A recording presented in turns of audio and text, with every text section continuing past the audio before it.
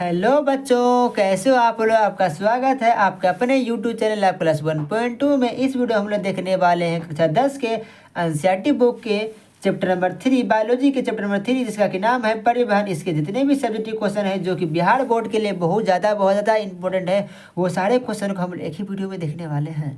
तो वीडियो का अंत तक बने रहें, वीडियो को क्लिप ना करें, और अगर आपको वीडियो अच्छा लगता है तो वीडियो को लाइक कर दें और चैनल पर पहली बार चैनल को सब्सक्राइब कर दें। चलते हैं आपके जो पहला क्वेश्चन है। पहला क्वेश्चन क्या है, जीवों में पदार्थों के परिवहन की परिभाषा दें। लिखें क्या है, जीवों में पदार्थों के परिवहन की परिभाषा लिखें। जैसे आपको लेना है, उपयोगी पदार्थ का उनके मूल स्रोतों से शरीर की प्रत्येक कोशिका तक पहुंचाने तथा अनुयोगी और हानिकारक पदार्थों को कोशिका से निकाल कर गंतव्य स्थान तक पहुंचाने की प्रक्रिया पदार्थ में परिवहन कहलाता है। क्या है, हमारे शरीर में क्या है, उपयोगी पदार्थ का उनके मूल स्रोत से निकाल करके। मान लीजिए हम कोई चीज़ खाना जो खाए हैं, ठीक है, या आपको कुछ आप बिस्किट वगैरह खाए, तो बिस्किट के अंदर क्या है, तो बहुत सारा फायदेमंद है। उससे क्या करेगा, शरीर में कोशिका ऑब्जर्व कर लेगा और उसे पहुँचा देगा। लेकिन जो हानिकारक पदार्थ बनेगा उसे बाहर निकाल देगा, बेस्ट पदार्थ को बाहर निकाल देगा, उसे ही क्या बोला जाएगा, परिवहन कहा जाएगा। अब हम बढ़ते हैं क्वेश्चन नंबर 2 की ओर। क्वेश्चन नंबर 2 आपका देखिए क्या है, क्वेश्चन नंबर 2 में है, पौधों में जाइलम वाहिनियों में जल का स्थानांतरण किस प्रकार होता है। जो जाइलम होता है उसमें जल का स्थानांतरण लिखा, अर्थात एक जगह से दूसरे जगह किस तरह से पहुंचाती है, तो इसको आइए समझते हैं। इसे आपको लिखना है, पौधों में जाइलम वाहिनियाँ में जल का स्थानांतरण जड़ से लेकर पत्तियों तक होता है। बस नीचे से ऊपर की ओर होता है, जड़ से पत्ती की तरफ होता है, ये तो इसका परिवहन है।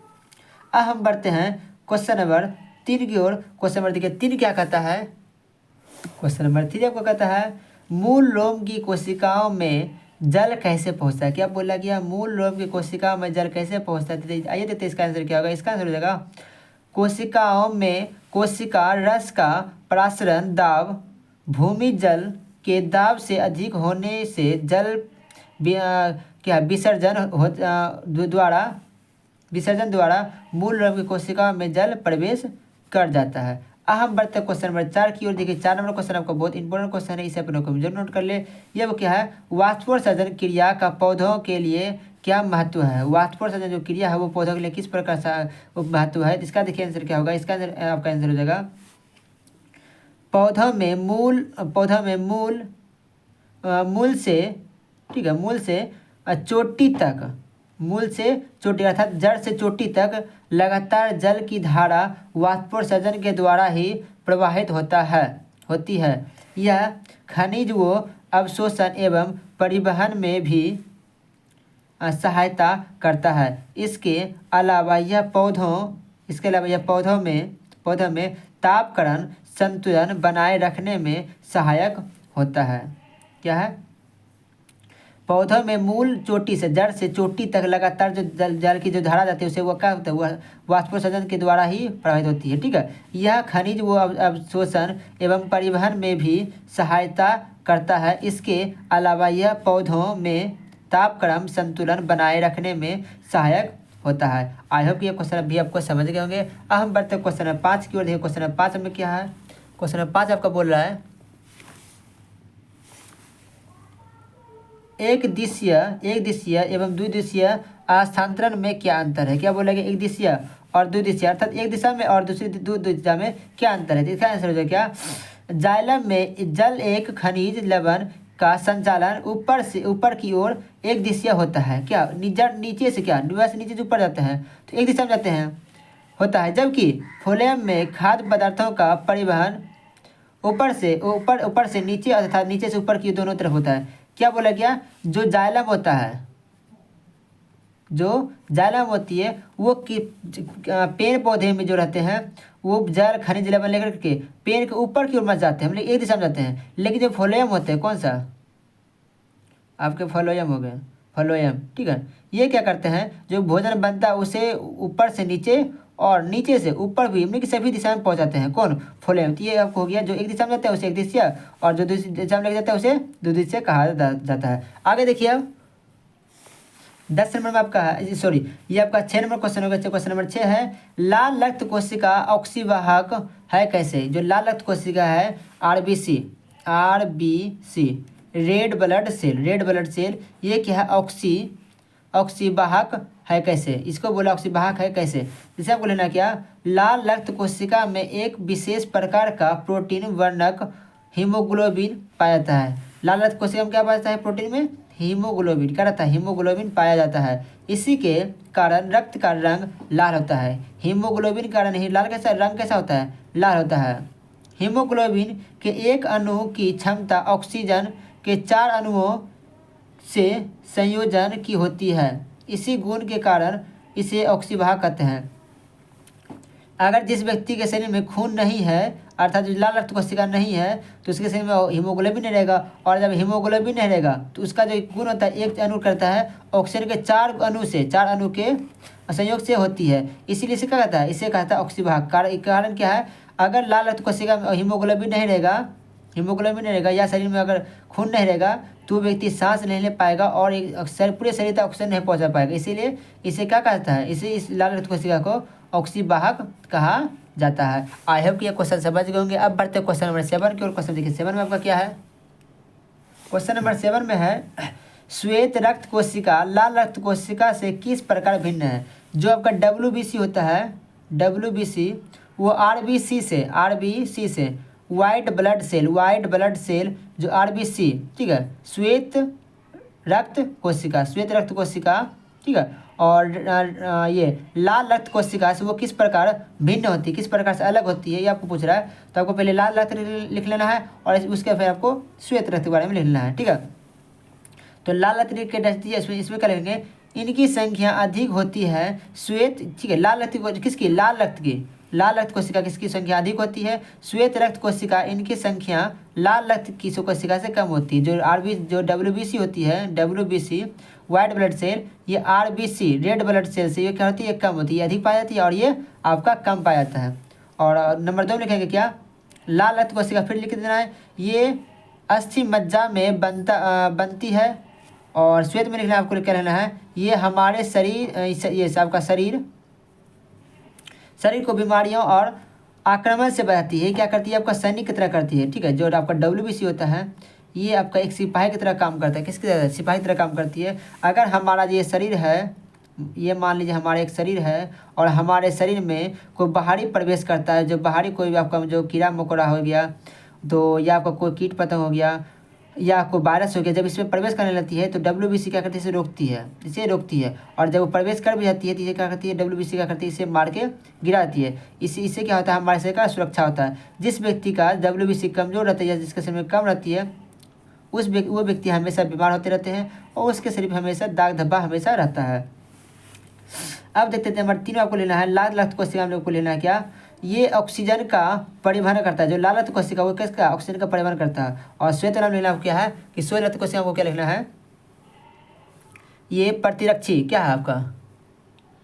इसे आपको लेना है, ये प्रतिरक्षी बनता है जो आक्रमणकारियों से लड़ती है। जो बाहरी प्रवेश को रहता है आपका वायरस वगैरह, उससे क्या करती है? लड़ती है और हमारे शरीर को मजबूत बनाए रखती है। अब नंबर 5 में आपको लिखना क्या है? सॉरी नंबर 4 में आपको क्या लिखना है? पॉइंट नंबर आपको 4 में आपको लिखना है, यहाँ पे है लाल रक्त कोशिका। इसमें लिखना है फिर से, इसकी सतह पर लाल रंग का वर्णक हीमोग्लोबिन पाया जाता है। लाल रक्त में क्या पाया जाता है? हीमोग्लोबिन पाया जाता है। और इसमें क्या लेना है? श्वेत रक्त कोशिका थक्का बनाने में सहायक होता है। जो WBC आपका जो श्वेत रक्त है, ठीक है, ये आपका देखिए फिर से लेते हैं, ये आपका हो गया WBC, ये आपको हो गया WBC और लाल वाला हम बोल लेंगे RBC। अगर इसका फुल फॉर्म पूछा जाएगा तो हो गया रेड ब्लड सेल इंग्लिश में। अगर हिंदी पूछेगा तो लाल रक्त कोशिका, आप लिख लीजिए, ठीक है। RBC का फुल फॉर्म ले लीजिए। RBC कहता है लाल रक्त कोशिका और अंग्रेजी में रेड ब्लड सेल। और हिंदी देखिए क्या है? हिंदी में इसका हो जाएगा श्वेत रक्त कोशिका। और आपको इंग्लिश में क्या? वाइट ब्लड आपका जगह सी से सेल। तो आई होप कि ये क्वेश्चन नंबर 7 आप समझ गए होंगे। अब हम बढ़ते हैं क्वेश्चन नंबर 8 की ओर। क्वेश्चन नंबर 8 में आपको क्या है? आँख है भरी भरी और तुम मुस्कुराने की बात करते हो। चलो तो दोस्तों, तो देखते हैं आप क्वेश्चन नंबर 8। क्वेश्चन नंबर देखिए 8 में क्या है, रक्त पट्टिकाओं का क्या महत्व है। अरे भैया, रक्त पट्टिकाओं क्या महत्व है, आपको कल समझाए थे क्या महत्व। देखिए इसका देखते हैं क्या है, वो छोटा में आपको लेना है। ये विषाणु या थर्मोसाइट्स कहलाते हैं। ये रक्त के थक्का बनाने में सहायक होते हैं। कौन? रक्त पट्टिकाओं क्या करते हैं, रक्त को थक्का बनाते हैं। आप अगर कभी देखे होंगे काली माँ दुर्गा माँ जो आते हैं, शीतला माँ जो भगवान जो आते हैं, उस पर जो क्या करते हैं, कोई पाठा वगैरह काटते हैं, कोई जानवर को जब काटते हैं उसका खून क्या होता है, जम जाता है। उसका खून क्या होता है, जम जाता है। या आपका मान लिया उंगली पे चोट लग गया है और आपका ब्लड जब निकल रहा है, आप जब से दाबे रहते हो तो कुछ देर बाद क्या होता है, खून थक्का होता है। किसके कारण? तो रक्त पट्टिकाओं कारण क्या होता है, वो आपका थक्का होता है। अब देखते हैं क्वेश्चन नंबर 9। क्वेश्चन नंबर देखिए 9 जो है बहुत बहुत बहुत बहुत इंपॉर्टेंट क्वेश्चन है। Most most most VVI question है। इसमें जितना वीवीआई लगा है वो उतना भी कम है, ठीक है, क्योंकि ये 500% गारंटी के साथ कहते हैं कि ये क्वेश्चन आपसे इस बार बिहार बोर्ड में पूछेंगे। जो जो बच्चे भी इस बार एग्जाम देने वाले हैं वो बच्चे इस क्वेश्चन को अवश्य लिखें और इसे याद भी कर लें अगर आप नहीं समझते हो तो। लेकिन हम समझाने का पूरा प्रयास करते हैं आपको। क्वेश्चन क्या है, धमनी और शिरा में अंतर बतावे। अरे धमनी और शिरा में अंतर किसी से पूछेगा तो बोलेगा धमनी शिरा। बहुत इंपॉर्टेंट क्वेश्चन है आपका, 500% इंपॉर्टेंट क्वेश्चन है। आपको लिख करके आप इंस्टा में हमको दिए, हमको लिख कहते हैं कि ये क्वेश्चन आपसे इस बार पूछा ही जाएगा। अगर अपने दोस्त का भलाई चाहते हैं तो इस वीडियो को दोस्तों में भी शेयर कर दीजिए, जिससे कि वो भी इस क्वेश्चन को समझे और लिखें और उसका भी अच्छा नंबर आए। लेकिन दोस्त जलता है, दोस्तों जलता है। दोस्ती हो तो कृष्ण और सुदामा की तरह हो, कितनों अमीर हो जाए कितनों गरीब लेकिन टूटेगा नहीं। उसी पर दोस्त रखिए, मतलबी दोस्त ना बने, क्योंकि दुनिया तो खुद मतलबी है। चलिए आइए देखते हैं इसका क्या होगा आंसर। धमनी में आपको पहले धमनी लेना है, फिर आपको सिरा वाले लिखना है। या आप एक काम और कर सकते हो, एक तरफ धमनी एक तरफ सिरा भी लिख के इस तरह से भी बीच में घेरा दे दो। एक तरफ धमनी वाले में लिख दो, एक तरफ सिरा वाले में लिख दो, ये भी आपका सही हो जाएगा, ठीक है। तो धमनी लेके आए, धमनी में शुद्ध रक्त बहता है। आप इस तरह से घेर सकते हो। और धमनी लिखें क्या, धमनी में शुद्ध रक्त बहता है और सिरा में अशुद्ध रक्त बहता है। या जिसे ये हम लिखे हैं इस तरह से भी आप लिख दोगे तो आपका नंबर नहीं कटेगा, नहीं कटेगा, नहीं कटेगा, नहीं कटेगा ना। धमनी में शुद्ध रक्त बहता है जबकि सिरा में अशुद्ध रक्त बहता है। आपका नंबर 1 हो गया। नंबर 2 लेना है, धमनी में रक्त को हृदय से शरीर की ओर विभिन्न भागों तक में ले जाता है, जबकि सिरा रक्त को विभिन्न भागों से हृदय की ओर ले जाता है। क्या बोले, जो ये आपका जो शरीर है, ये आपका शरीर है, ठीक है। तो आपका जब यहाँ पे दिल है, जो हार्ट जिसको बोलते हैं दिल डूबा तेरी आंखों में ये महबूबा। तो देखो जो ये दिल है, ये क्या करते हैं, जो धमनी रहता है इसमें शुद्ध रहता है अर्थात ऑक्सीजन की युक्त खून बहती है। और धमनी क्या करता है, उसमें अशुद्ध युक्त बहती है। इसमें धमनी में शुद्ध, इसमें अशुद्ध। दूसरा, धमनी क्या करती है, हृदय से पूरे शरीर तक खून बहती है शुद्ध रक्त को, और सिरा पूरे शरीर से धमनी को हृदय की ओर लाती है। आइए देखते हैं 3 नंबर क्या है। 3 नंबर को लेना है, धमनी की दीवारें मोटी होती है। धमनी का जो नस होता है, धमनी को जो नस होता है वो कैसा होता है, मोटी होती है। कैसा होती है, मोटी होती है। जबकि जो सिरा होती है, क्या होती है, जबकि सिरा की दीवारें धमनी की अपेक्षा पतली होती है, वो किसी पतली होती है।